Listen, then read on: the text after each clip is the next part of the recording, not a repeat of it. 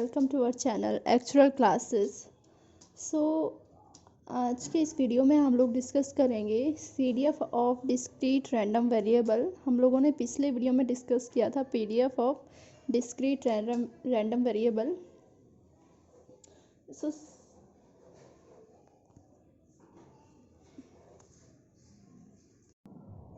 CDF of random variable हम देखते हैं तो उसमें हम probability of x less than equals to x calculate करते हैं, ठीक है। और इसको जो डिनोट करते हैं वो कैपिटल F ऑफ x से डिनोट करते हैं, ठीक है। CDF चाहे वो डिस्क्रीट का हो या फिर कंटिन्यूस का हो तो हम ऑलवेज यूज़ करेंगे कैपिटल F ऑफ x। और जब भी हम PDF की बात करते हैं तब हम उसमें small f of x use करते हैं।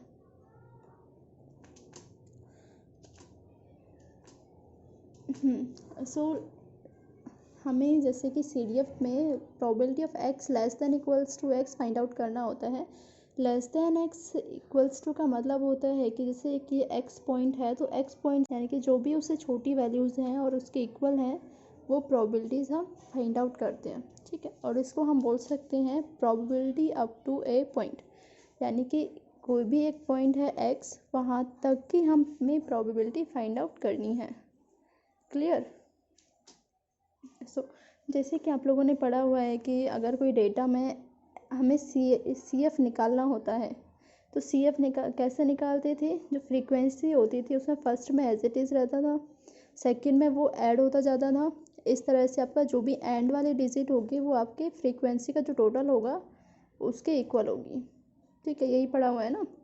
तो इन द सेम वे हम लोग CDF फाइंड आउट करते हैं, ठीक है। जैसे कि अगर एक एग्जांपल ले लेते हैं कि अगर एक डाई को रोल करते हैं तो उसमें सैम्पल स्पेस ये होंगे 1 2 3 4 5 6, ठीक है।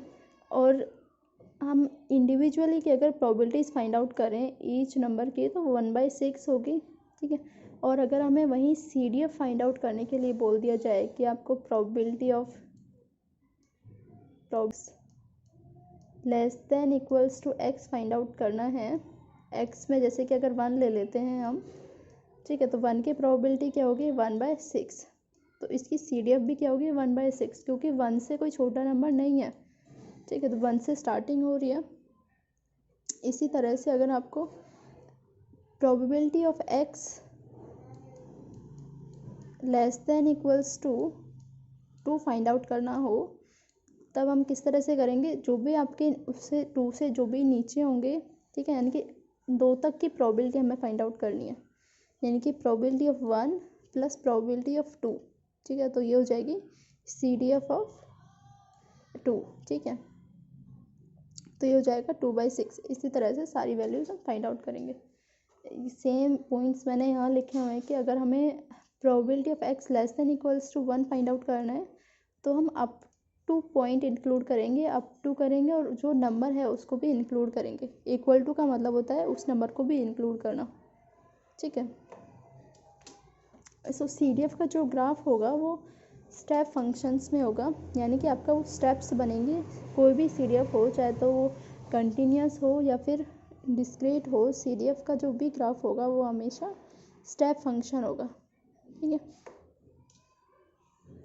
जैसे कि अभी जो हमने एग्जांपल लिया था उसी एग्जांपल को देखते हैं। यहाँ पर हमने x वैल्यू रख ली जो भी सैम्पल स्पेस है और यहाँ पे उसकी प्रोबेबिलिटीज़ रख ली, यानी कि उसका CDF इधर रख लिया। जब हम इसको वैल्यूज़ को पुट करेंगे, जैसे 1 पे क्या आ रहा था, 1 पे 1/6 आ रहा था, ठीक है, तो यहाँ पर रख दिया। और 2 पे क्या आ रहा था CDF, 2 पे आ रहा था 2/6। इस तरह से जब आप ग्राफ बनाएंगे तो वो देखेंगे तो स्टेप फंक्शन में होगा, ठीक है। तो ये CDF की पहचान है।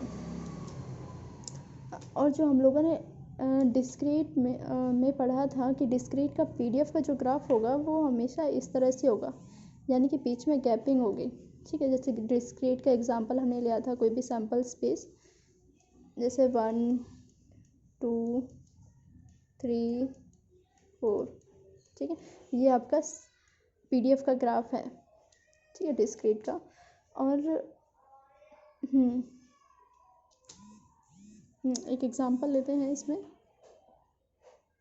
Let x equal the number of bits that are defective when 3 weights are randomly chosen and observed. The possible value of x are this the probability mass function of x. Probability mass function का मतलब होता है PMF. PMF का मतलब है कि यहाँ पर आपको डिस्क्रीट प्रोबेबिलिटीज़ गिवन है, ठीक है। तो हमें जैसे डिस्क्रीट प्रोबेबिलिटीज़ इधर गिवन है और एक्स इधर गिवन है, तो हमें प्रोबेबिलिटी फाइंड आउट करनी है less than equals to 2। So less than equals to 2 का मतलब हो गया यानी कि हमें अप टू 2 पॉइंट्स तक हमें प्रोबेबिलिटी फाइंड आउट करनी है। सो उसमें 0 प्लस 1 प्लस 2 ये तीनों इंक्लूड होंगे, तो यहाँ पर इनकी वैल्यूज़ डाल लीजिए।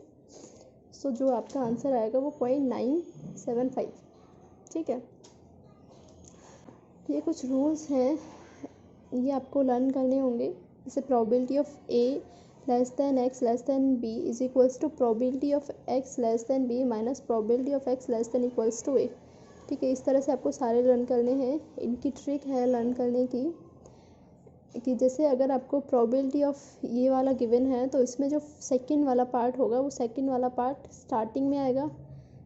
यहाँ तक ये भी जो भी 4 फॉर्मूलाज हैं, तो यहाँ फर्स्ट वाला पार्ट, ये जो सेकंड वाला पार्ट होगा वो फर्स्ट में आएगा, ठीक है।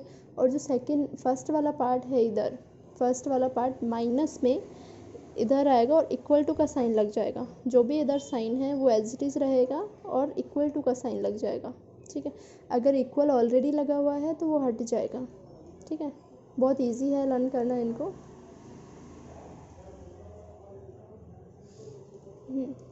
जैसे ये वाला देखते हैं कि प्रोबेबिलिटी ऑफ ए एक्स जो है ए टू बी है, ए भी इंक्लूड है और बी भी इंक्लूड है।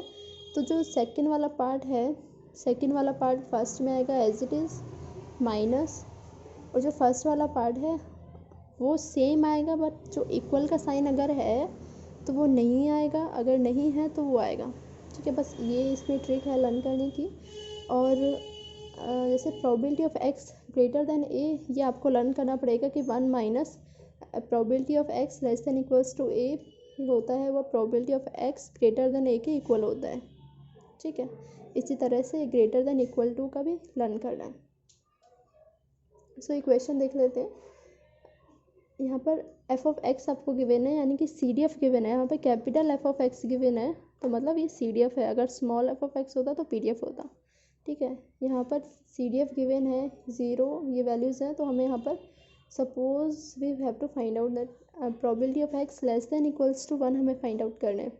So less than equal to X किस तरह से फाइंड आउट करेंगे। So probability of x less than equals to 1 which is 0.35। 0.35 किस तरह से आया वो बता रही हूँ कि probability of x equals to 1 अगर हम निकालें तो वो किस तरह से निकल सकता है। प्रोबेबिलिटी ऑफ एक्स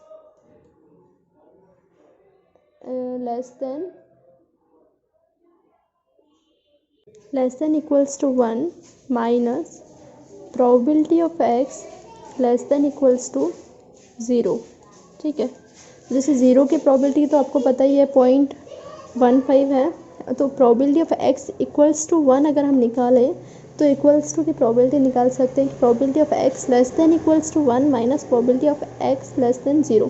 तो probability of x equals to 1 की प्रोबेबिलिटी फाइंड आउट हो गई, तो 0.5 माइनस 0.15, ठीक है।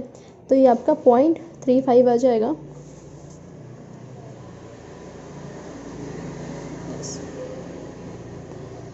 इसी तरह से probability of x equals to 2 की कैसे फाइंड आउट करेंगे। Probability of x equals to 2, ठीक है।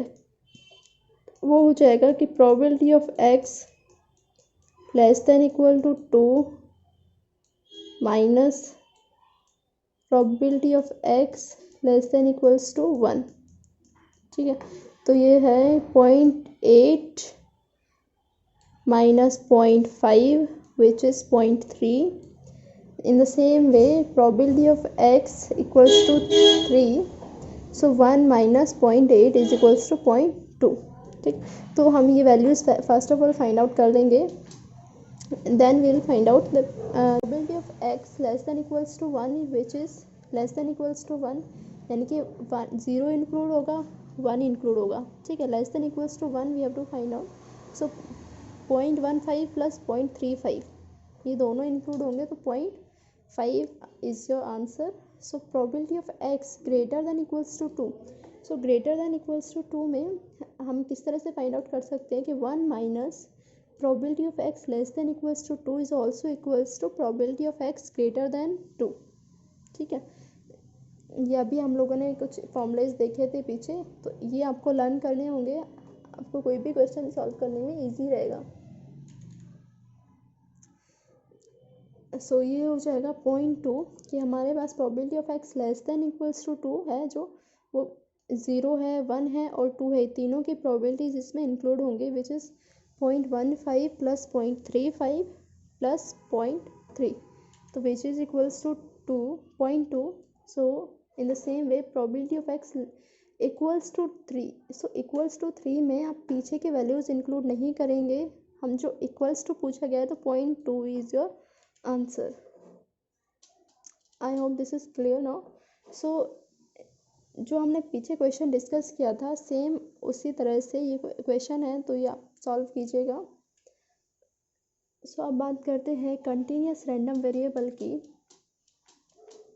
कंटिन्यूस रैंडम वेरिएबल में हम लोग एक स्पेसिफिक रेंज की बात करते हैं। कोई भी आपको क्वेश्चन गिवन होगा तो उसमें एक आपको रेंज गिवन होगी, ठीक है। हम लोगों ने पीछे भी पिछले वीडियो में भी डिस्कस किया था कि कंटिन्यूस रैंडम वेरिएबल की जो पहचान होती है वो एक रेंज होती है, कि आपको एक रेंज गिवन होती है तो उसमें से आपको फाइंड आउट करना होता है प्रोबेबिलिटी, ठीक है। तो इसमें भी एक पीडीएफ होता है, जैसे कि डिस्क्रीट में पीडीएफ होता है तो इसमें भी पीडीएफ होता है, लेकिन वो पीडीएफ प्रोबेबिलिटी डेंसिटी फंक्शन होता है। उस पीडीएफ की जो फुल फॉर्म है वो प्रोबेबिलिटी डेंसिटी फंक्शन है, ठीक है। और जबकि जो डिस्क्रीट में हमने पीडीएफ पढ़ा था उसमें प्रोबेबिलिटी डिस्ट्रीब्यूशन फंक्शन था या फिर पीएमएफ था, ठीक है। तो इसमें इसकी नोटेशन होती है small f of x equals to small f of x, same way में लिख सकते हैं, is equals to probability of x equals to x, ये भी इसको लिख सकते हैं, ठीक है। क्योंकि ये सारे नोटेशंस हमने डिस्क्रीट में भी यूज़ करे थे तो हम इनको भी यहाँ पर कंटिन्यूस का पीडीएफ में भी यूज़ कर सकते हैं, ठीक है। यहाँ पर ये जो स्मॉल एफ ऑफ एक्स है इसका मतलब ये नहीं है कि हम प्रोबेबिलिटी फाइंड आउट कर रहे हैं, ठीक है। यानी कि प्रोबेबिलिटी हमें नहीं बताता है, जो कि हमें पीडीएफ जो कि डिस्क्रीट के पीडीएफ में बताया रहा था तो ये इसमें नहीं बताएगा।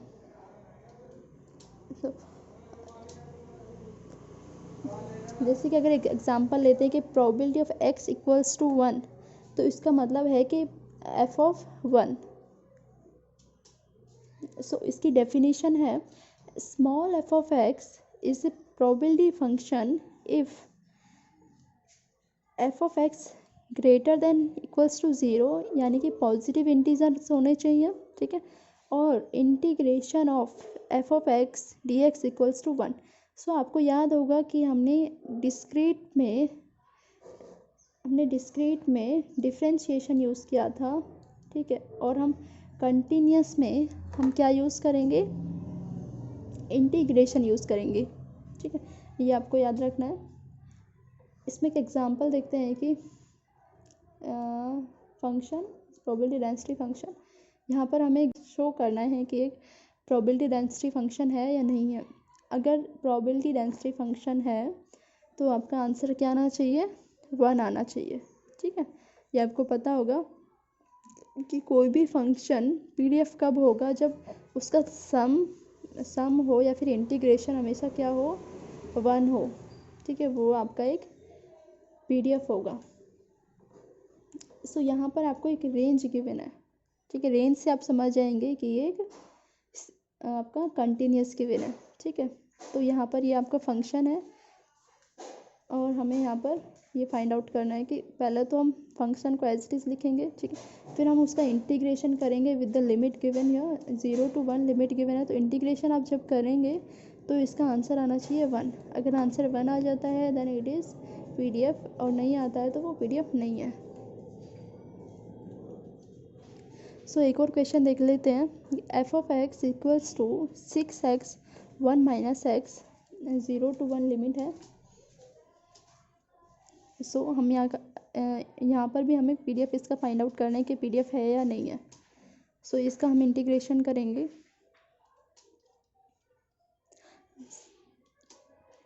इंटीग्रेशन तो आई होप कि आप लोगों से आता होगा, हम लोगों ने 12th क्लास में पढ़ा हुआ है इंटीग्रेशन, ठीक है। तो इसका आंसर 1 आ गया है। तो ये कि पीडीएफ है। ये वाला क्वेश्चन आप खुद कीजिए। नेक्स्ट वाला,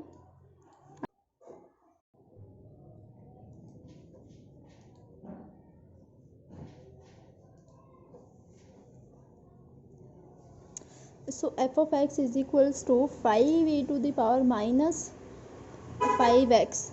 सो इस वाले क्वेश्चन में लिमिट है आपको ग्रेटर देन 0। जब भी ग्रेटर देन 0 होते हैं तो हम क्या यूज़ करते हैं, 0 to इन्फाइनिटी, ठीक है।